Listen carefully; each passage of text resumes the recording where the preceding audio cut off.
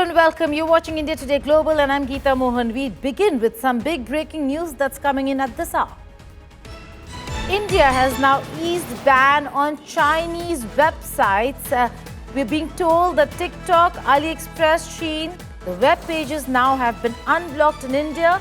Only the home page can be accessed is unblocked, but the apps still remain banned. When it comes to AliExpress, one still can't purchase items from the website. So websites have been unblocked, but the apps still remain blocked. What does this mean? Is this the first step towards expressing thaw in ties between India and China? Prime Minister Narendra Modi is headed to Tianjin, China for the SCO summit. There is surely going to be a meeting on the sidelines, and there could be very much a conversation on what was a very stern action that was taken by India post the Galwan clashes. What has really changed? To discuss this and more, I'm being joined by Managing Editor Business Today, Siddharth Zarabi. Siddharth, thank you so much for joining us. Let's begin with what does this mean? Apps still remain blocked, but the website has been unblocked. Is this messaging? Very clearly, Geeta, we are waiting for official confirmation or more details either from the companies or from a government source. But what seems to have happened is over the past few hours, several users in India are saying that they are able to access the TikTok and the AliExpress website, not their apps. And this is not a feature that currently seems to have been rolled out for universal access across India. And that is why there is also a caveat to what we are discussing here, that as far as ISPs are concerned, we are still waiting to hear from all ISPs whether all of them have implemented this unblocking. There are several companies, but primarily TikTok and AliExpress, like you pointed out, what is available as on-ground information and from sources. There are some other popular Chinese websites which were part of the ban 5 years ago. We will wait to hear from them whether their web level access or their app level access will be restored. I imagine some clarity will come on this. But very clearly, if you recall that there were almost a dozen and a half Chinese websites, of which some of them were very, very prominent and some were not very prominent. And there were, of course, some fly-by-night operators as well. I hope they don't come back, Geeta. But it is clear that this may be part of the thaw, the India-China thaw that you and everybody else has been reporting on. Well, we'll talk about the Tianjin visit. But before that, Siddharth, and these are just preliminary reports. I myself tried to get onto the AliExpress. Pranay Upadhyay has also joined me, so we'll talk to him as well. But I myself tried to log on to the AliExpress website as also TikTok website, and I could, but it does not go beyond the homepage. I wouldn't know much about the apps because I didn't try that. It's been said and that the apps are still banned and are not and cannot be accessed. Having said that, Siddharth, it was in 2020 that the government cited security reasons for banning these websites and apps. What would have or could have changed for the website to now come on and be accessible to Indians in the country? Well, at that time, we all recall the background and the context for that very wide and sweeping ban. And you are right in pointing out some of the conversations at that time about security. But I would say, and I'm completely for the moment keeping the China-India border tensions and all of that on the side, that if you were to only assess and compare one app from the other in the digital world with regard to data privacy and security, all have the same loopholes and all don't also have the same loopholes. So there is no guarantee that a website or an app from one foreign domain will not scrape all your personal data away, while as another country's app will not do that. And as far as our own regulations on data privacy security are concerned, there is a considerable debate that has happened, and we are still waiting for an overarching framework that would protect the digital data and identity of Indians. So that's a broad question, but as far as Chinese apps are concerned, there were particular concerns. And before I toss it back to you, remember what happened in the United States and the ban on TikTok, and then how President Trump took a different view for it. So these are highly contentious matters where data, business, e-commerce, and politics always comes in. Right. Let's go across to Pranay Upadhyay, who covers the foreign beat. Pranay, before I go to what the government is saying, if they at all have reacted to your queries, the fact that White House is already on TikTok, they've already created a TikTok account or reopened their earlier account, however that works. And now we're looking at this from the Indian side. What's your reading? You are right, and I also endorse what Siddharth has said. That there are two sides of the argument as far as these websites are concerned, as far as these apps are concerned, and social media platforms are concerned. But India, in June 2020, when we banned TikTok, there were serious concerns, and it was shared with all of us that there are serious concerns regarding the privacy, regarding the data security, and many other aspects related to that of having them being of Chinese origin. But now we are yet to hear from the government. I have sent the queries to the Ministry of External Affairs as well as the Department of Telecom, METI, etc. But we are yet to hear from the government as regarding the official position that whether these websites have been blocked. You and I, we have checked just a while ago, Geeta. You know that beyond the homepage you cannot go, and also on the TikTok website, when you access the homepage, there are notices available which clearly says that TikTok has been blocked by the government of India, and now they are trying to comply with the government regulation and their expectation, their requirement, and that process is still on. Most of the pages you cannot access on TikTok website, even if you can access the homepage. Beyond the homepage, you can't access other pages, and so is the case with AliExpress as well. You can browse AliExpress, but yes, as far as the IPs are concerned, when IPs are blocked, then they remain blocked. You can't access the blocked IPs. If you are able to access the IPs, then there has to be some reason behind it. But before we can draw any inference or any conclusion to this thing, let us wait for the government the response on this thing, that whether these sites have been unblocked or this is yet another technical glitch, as it happened in case of post Operation Sindoor, when some of the Pakistani website and social media handles got unblocked. Right, Prana, I was just going to come to that. Explain to us the difference. We saw how Pakistani influencers and actors, their handles were blocked in India, and then suddenly they started unblocking or the handles started getting unblocked, to this where a website, which is very different from accounts and handles on social media, being unblocked. This would be more deliberate, I suppose. Geeta, the difference remains that when you access any social media handle, say about like Twitter handle of or X handle of any entity, any individual, then it is being hosted by the platform, by the X, and when government asks X to block certain certain handle, then government has to provide the substantive reason why they have the service provider or the social media service provider blocks that, but they have to wait for the confirmation of it, and there is a stipulated period for that, say about like 6 months. If government fails or government doesn't provide the substantive reasons that why it should remain blocked, then it automatically get unblocked. While in the case of the websites, it is the internet domain which get blocked. Yes. And it is, as Siddharth rightly pointed it out, that all the internet service provider get the notification that this domain should not be accessible in the Indian territory. So if that is being accessible, there is a difference. Here you are dealing with a social media entity where they are hosting the different individuals, their identities, their platform, their pages. But here it's the specific domain. If the domain is blocked, then you can't access. And as you have also pointed out, you can't download the TikTok app. And as far as the government notification was concerned, it was illegal to download and access TikTok. So we have to see that whether government has to issue that notification if they are making it legal again. Right.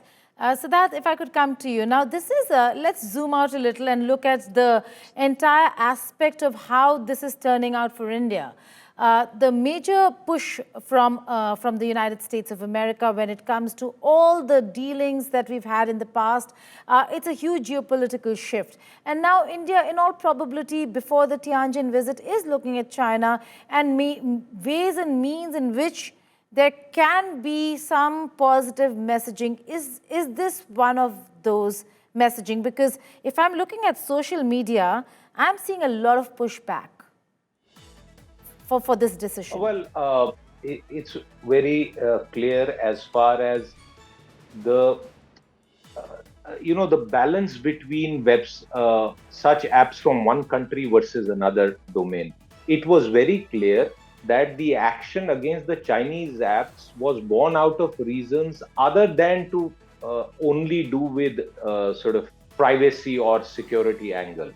That could then, as a logic, have been applied for some other domains. But we know that the world of digital apps is dominated by two geographies, the United States and China. And if this relaxation were to have actually been done, it clearly means that the government is taking a stance that if American companies are able to make so much money out of India, and there is also a taxation aspect which remains undecided, Geeta, I must remind you and all our viewers, then why not deal with everyone on the same level? And if there is a diplomatic rationale, as is quite obvious if this action were to actually be formally announced, it will be clear that the government is saying, well, you can't have it both ways as far as the United States is concerned. The billions of dollars of revenue are being scraped out of India. And also look at another aspect very quickly, Geeta, that this comes after a massive landmark legislation which took perhaps just minutes to be passed from the Houses of Parliament, which is the ban on real money gaming. All I'm just saying here is that the government of India is known to take decisions for various reasons, and perhaps the unblocking or access being restored partially or fully to certain Chinese e-commerce or social media platforms could be part of a larger game plan. Okay, but let's just go back to what Siddharth had said first, that we're still awaiting a government reaction. This could very well be an aberration rather than a policy decision. We'll have to wait and see why and what really happened. We're also being joined on the phone line by Priyanka Chaturvedi, UBT Sena MP from Parliament. Priyanka, thank you so much for joining us here on the network. This is a huge development. It comes after 5 years. We're looking at unblocking of the websites. However, might I add, nothing can be done on the website. The apps are still blocked. We are waiting for a decision or a response from the government. But your first reaction to the unblocking of Chinese websites that were blocked, citing security reasons? While I shall await a response from the government as far as this information is concerned, however, it is extremely concerning to note that our foreign policy decisions and our decisions with regards to apps, the security, the data mining aspect, the China aspect, the China interference aspect, has all been kept away just because now strategically we, in some manner, find ourselves aligned with China. I find this extremely concerning that we do not have a consistent policy with regards to what we feel on the security aspect of the digital space. Well, the world is talking about the data mining aspect of China and the Chinese-based apps. And we were the first countries to ban these apps. At that point in time, of course, there was an outrage about responding to Galwan Valley by banning these apps.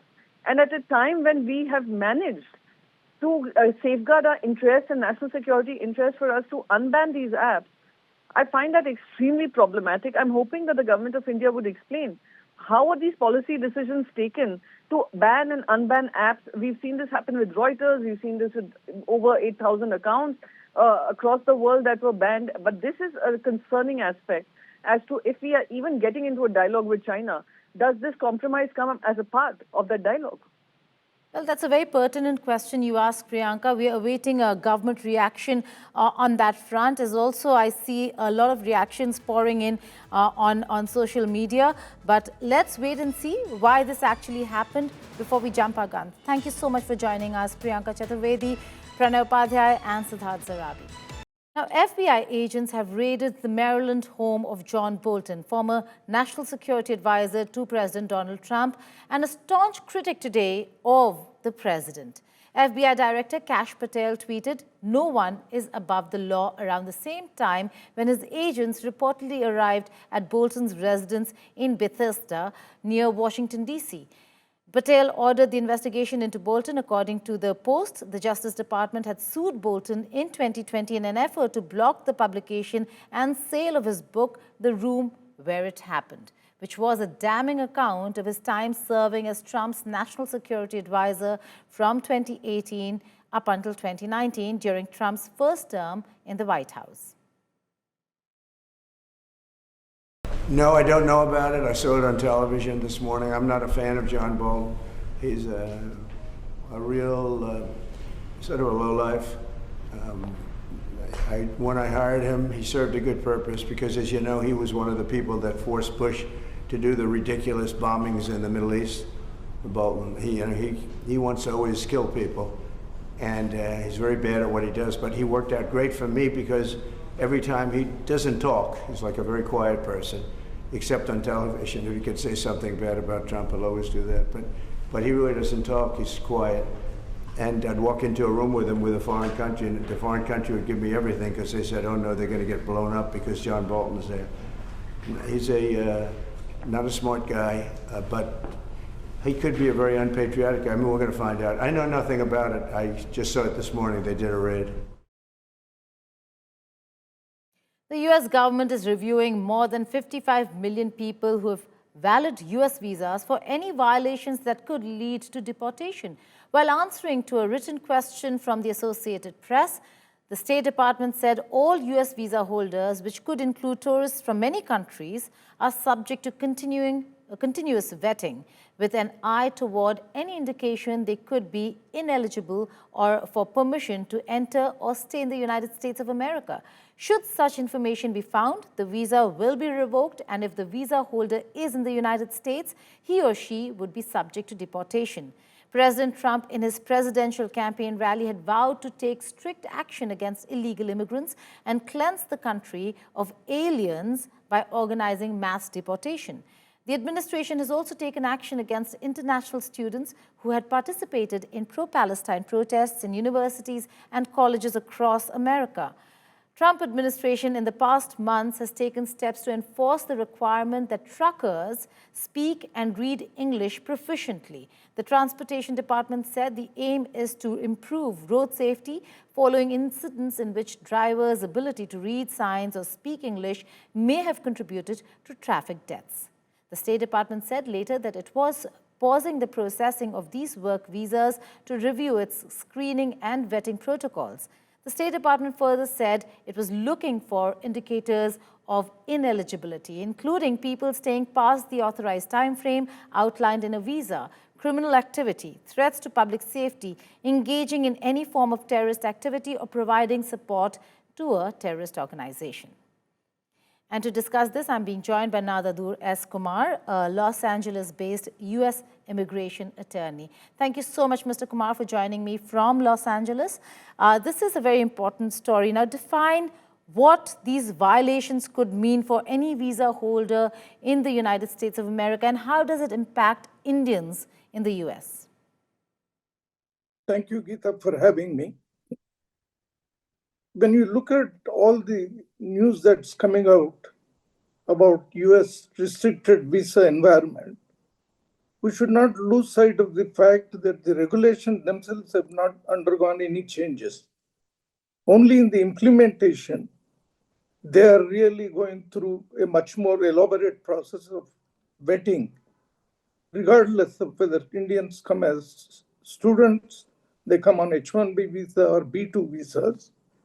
But the security concerns are no more than they have been for a long time, except in the implementation. They are receiving great attention throughout the world. Who is it affecting? And what are some of these violations? One of the subjects that I would like to speak about is the students on F1 visas. This has been in news more recently, and a lot of these are isolated, but nonetheless indicate a trend toward greater scrutiny. So there is a difference between visa revocation and legal stay being terminated in the US. When F1 students come to the US, they obtain a visa, which is the entry visa to come to the US. But the entry visa has always been suspended even for minor violations, which included an arrest in the US.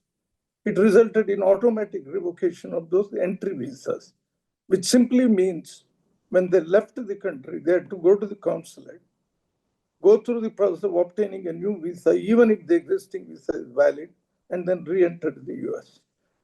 How has that changed recently? It has changed in the following way. The F1 program for students is controlled by a CVS system of administering the laws.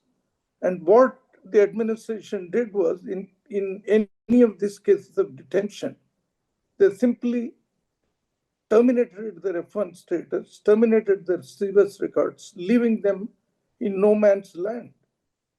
And even those people whose visas were rejected, whose visas were revoked, or those whose CVS was terminated, eventually they took back some of those, which are considered to be minor violations.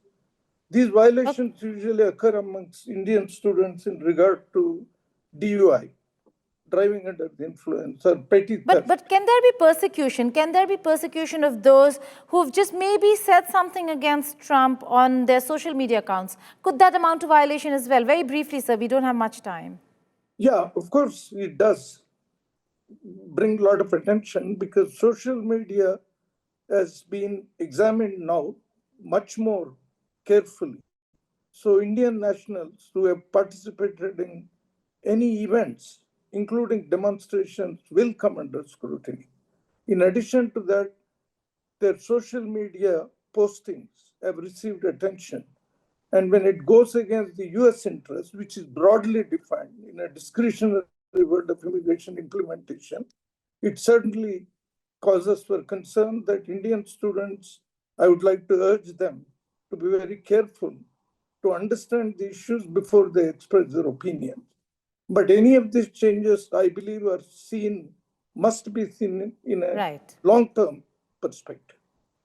Right, Mr. Kumar, thank you so much for joining us and adding that perspective, because it is important that people, Indians who are there in the United States of America, are aware of what's happening on the ground. Thank you. Thank you. Now, Pakistan-based terror outfit Jaish-e-Mohammed, led by Masood Azhar, has launched a massive online fundraising campaign worth 3.91 billion Pakistani rupees using Pak digital wallets. The terror outfit has bypassed international monitoring systems and exposed the hollowness of Islamabad's FATF compliance claims. That's the Financial Action Task Force, international financial watchdog. JEM is openly seeking donations through digital banking transaction platforms to rebuild its terror infrastructure destroyed during India's Operation Sindoor. Sources in the intelligence claim that the shift to digital fundraising came after Pakistan, under FATF pressure in 2019, announced it had frozen the JEM assets and put Azhar's family accounts under watch. This allowed the country to be removed from the FATF grey list in 2022. But evidence now shows that JEM, with ISI support, simply moved its operations into the digital realm. That's all in this edition of India Today Global. But before I go, here's a report. Selena Gomez turns heads at the SAG Awards in a stunning gown, but it's her noticeably slimmer look that has the internet buzzing with speculations. Take a look. Goodbye. Global star and songwriter Selena Gomez lit up the red carpet at the 2025 Screen Actors Guild Awards in a plunging navy gown paired with Jimmy Choo sandals. While fans praised her glamorous appearance, much of the online chatter centered on her noticeably slimmer figure. Social media quickly began speculating about the use of Ozempic and other weight loss drugs, though Gomez herself has made no such claims. This speculation comes after Gomez shared a mirror selfie in a black top on Instagram, further highlighting her leaner frame. However, her health history suggests other possible explanations. In 2024, she revealed that she suffers from small intestinal bacterial overgrowth, a condition caused by abnormal bacterial growth in the small intestine. She has also been open about living with lupus, an autoimmune disease where the body attacks its own tissues. This isn't the first time Gomez's body has been the subject of scrutiny. In the past, she faced online trolling when she gained weight due to her medical conditions. Now, even after shedding pounds, the criticism continues, highlighting the relentless focus on women's bodies in the public eye. With Sujata Sharda, Bureau Report, India Today.